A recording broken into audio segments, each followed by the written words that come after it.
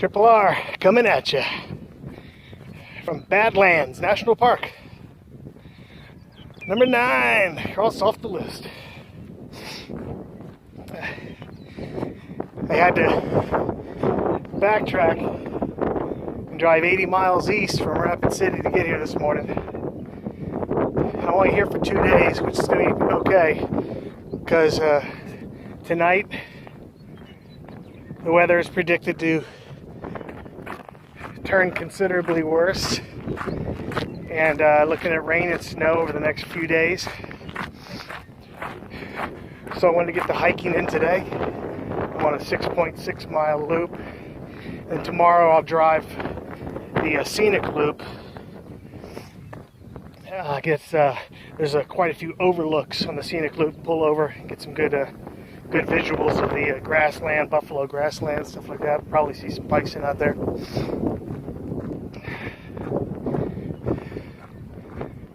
Take a look.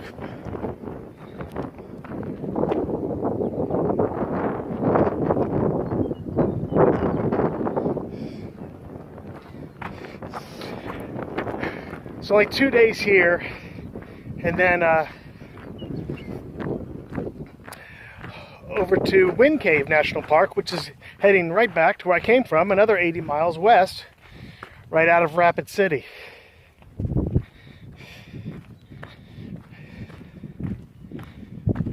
I'm gonna go this way.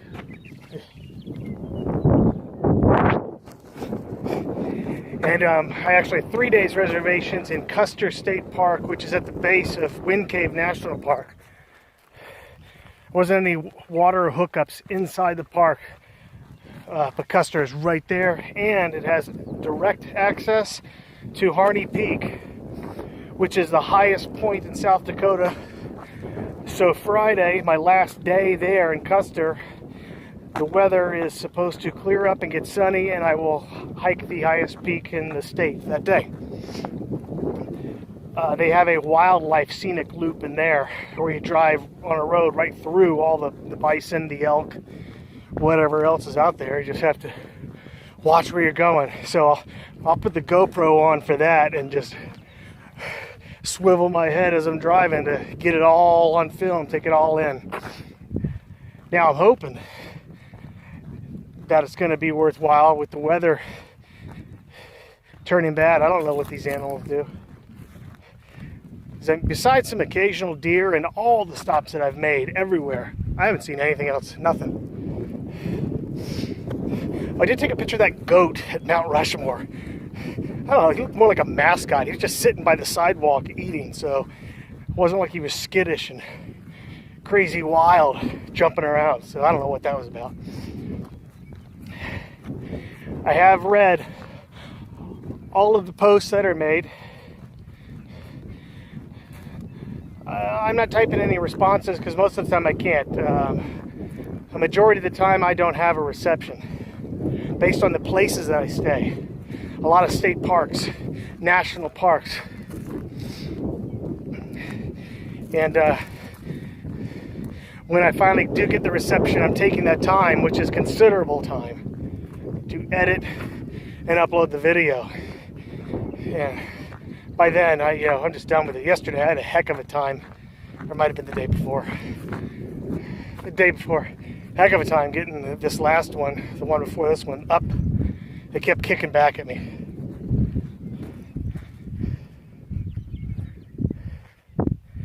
Just take a look around. It's like this sandstone formations just rising up from the plains. Real brittle, but yet super hard. It's kind of weird. I don't think you could climb it. You'd probably just slide right down. But a ranger told me, you're free to go anywhere in this park you want. You can go off trail, anything you want to do. Maybe they know the secret. That you're not going to exactly be able to scale these. Look, see, this would be cool to go hike over top of that. We'll see what happens when I get to something. I feel like right now I'm just walking in the grassland. But it's like the national grassland. Okay, so after Wind Cave, I have a one-day stopover right at the state line of Wyoming in Sundance. I'll probably stay at Keyhole State Park right next to it and go to Devil's Tower. That's just a half-day thing, so I'm just staying the one night because I have the reservations already in Grand Teton beginning May 2nd for 4 days, and then boom, right next door to them, a week in Yellowstone. That should be pretty cool. Then I'm right down into Rocky Mountain National Park for a week, and I have reservations in Black Canyon Gunnison National Park in Colorado. Arches. I've already got reservations in Utah. Arches, of course. I have a request out for reservations now in Zion. Just waiting to hear back. I tried to book the Grand Canyon, but there was nothing available. You can book the Grand Canyon 13 months in advance. So I was thinking I'm probably going to end up making that number 48. I'll make that the last one, the granddaddy, the Grand Canyon. And I was thinking maybe next August or September. And I'll wait till like this July or something, and I'll go ahead and book it. 13 months out. Very windy today. I don't even know if you can hear me that well. Probably coming through the camera. Very windy, about 50 degrees, but tonight's gonna get, I say it's gonna get bad because that's what the weather says, but it's been so unpredictable. What was predicted to be bad weather last week turned out to be fine. All right, roadies, that's it. I just want to get a quick full shot of this for you. It's pretty spectacular.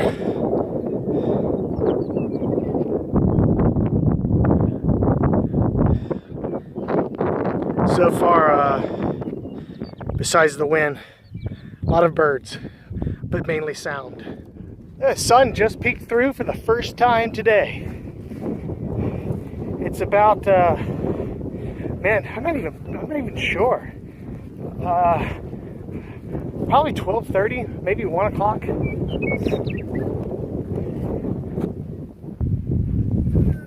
Yeah, you probably couldn't see that. I started this trail with two girls that just finished college, and they met up with each other on the East Coast, New Hampshire, and they said, let's drive back to the West Coast, where they're going back home, and they're stopping at places along the way. So they just came through Sioux Falls, where I was. They're going to Mount Rushmore tomorrow, where I just was, and they're here today, where I am. That's pretty cool. I wish I could have done that stuff at college age. But I'm doing it now, the way I want. So I had mentioned before that I had a new book idea. Well, finally got hit with the premise 2 weeks ago. So I'm about 10,000 words in. I like it. I like where it's going. I like the twist. And my last book took place and ended in Big Stone Gap, Virginia, which at the time of writing it, the Appalachian Trail wasn't even on my mind. So it's perfect how it ended there. And go ahead and check out a map. Big Stone Gap is in the lower west corner of Virginia, and it's only about, I don't even think it's 30 miles to Damascus. So the book takes place through the Virginia section of the Appalachian Trail. And the title is 500 Deadly Miles. Since Virginia is just over 500 and the longest portion of the trail, it gives a nice long story to create the whole book because of that length on the trail. And the premise is a bank robbery in a town near the trail called Marion, Virginia, where things go bad, 2 bank customers get murdered, and the trio of robbers are taking refuge on the Appalachian Trail because they know that, hikers are hiking. They're not watching TV. They're not watching the news. A lot of time they don't have signal. They all use trail names, not their own names, so they're going to blend in. But of course, our ex-CIA main character from Big Stone Gap wants to get back into the fold of excitement and out of the boring little town of police work. So he's on the trail. Many more twists and turns I've already written in than to discuss now, but there it is. Finally got the premise and already started writing it. Very excited.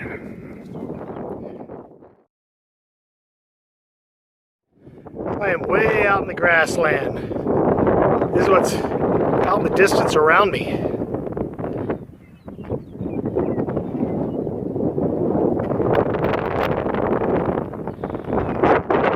Oh, look at that, way over there.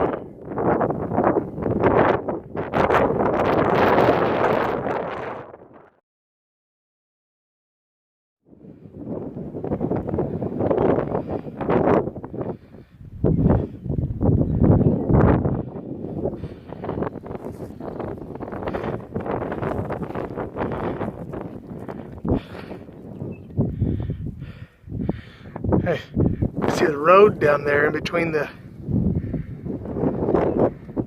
whatever.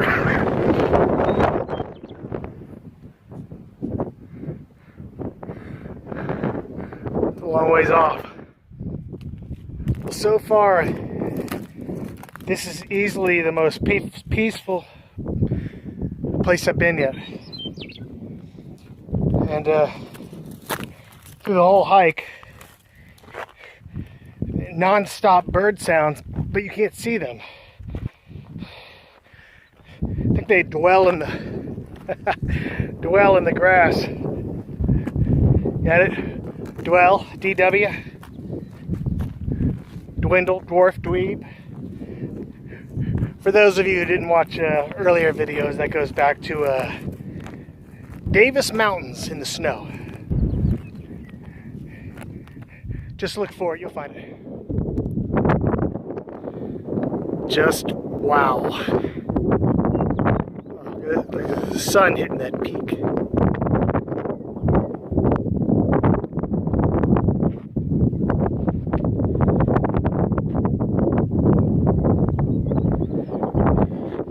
I could film out here the whole day.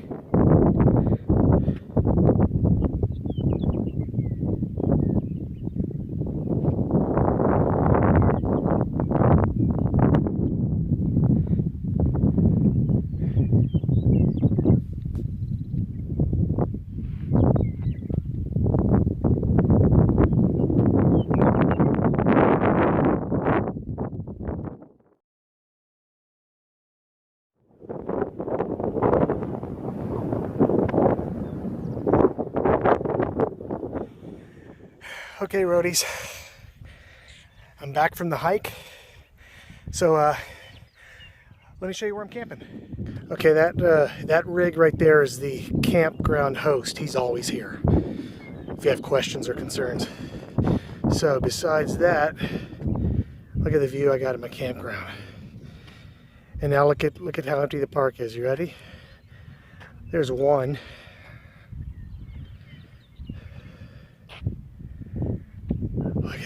Look at this place. There's two. And me makes three.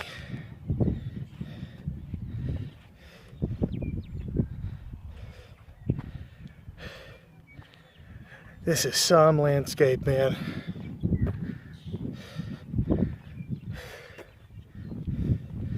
The birds are non-stop. I know I've said that like 2 or 3 times, but just hear them singing constantly.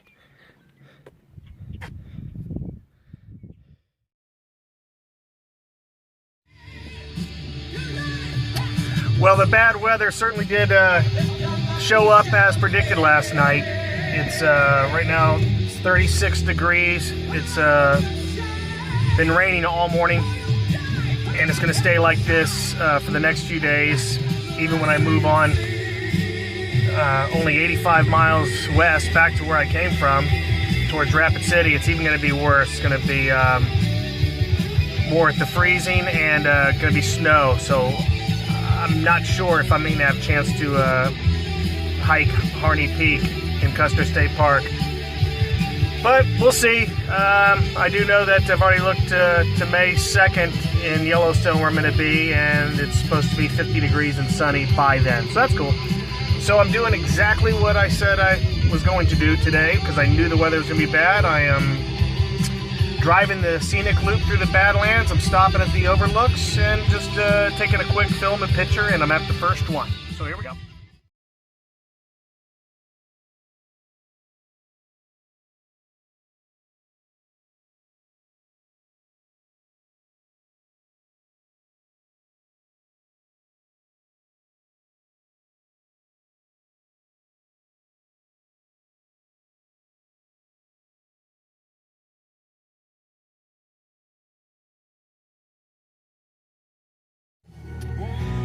I just pulled up to an overlook called Panorama Point. So I'm gonna go walk up and do a quick panorama video. All right. It is so cold and windy.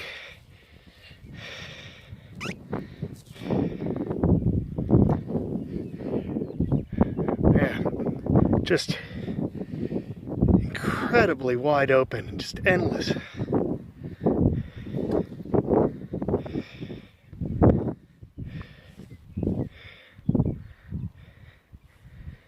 There's Panorama Point. All right, so this is the Conita Basin. I'm almost done with the loop, the scenic loop. I think just a couple more stops. All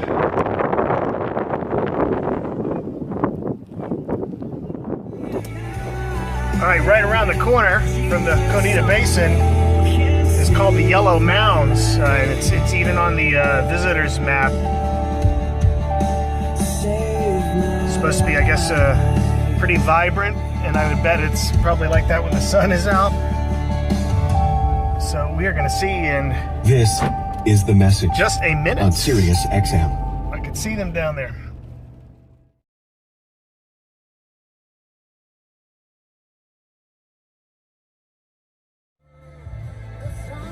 First sign of wildlife right there. And I am up here high. Okay, this is the view, roadies, from the top of Badlands National Park. It's called Pinnacles Overlook. That makes sense. So I have one more stop to make right up the road. It's supposed to be where prairie dogs come right up to your vehicle and where bison and elk can be seen. Still yet to be determined.